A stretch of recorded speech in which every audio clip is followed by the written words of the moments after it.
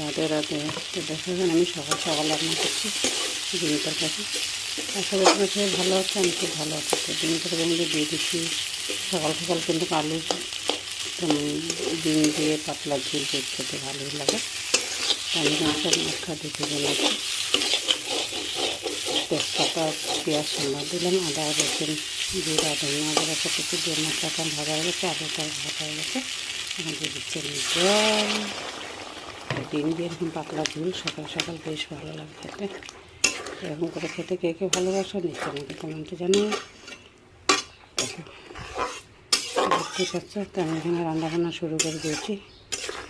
জানি সকালে সকাল আমাদের ঘরে রান্না হয়ে যায়, কিন্তু দিনের বেলা আমাদের একটু সময় নেই। এমনি আমার ছেলেকে টিফিন দিতে হবে, নিজেরও ডিউটি যেতে হবে। এখানে ডিমটাও দিয়ে দিচ্ছি, এখানে দেখো ফুটে গেছে। দিয়ে দিচ্ছি একটু গরম মশলা। দেখো লাগানোর আগে একটু গরম মশলা দিয়ে ঢেলে নেব।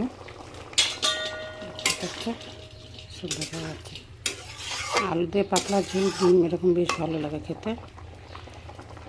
তো তোমরা কে কীরকম করে খেয়ে ভালোবাসো নিচ্ছে আমাকে কমেন্টে জানাও। Bye bye.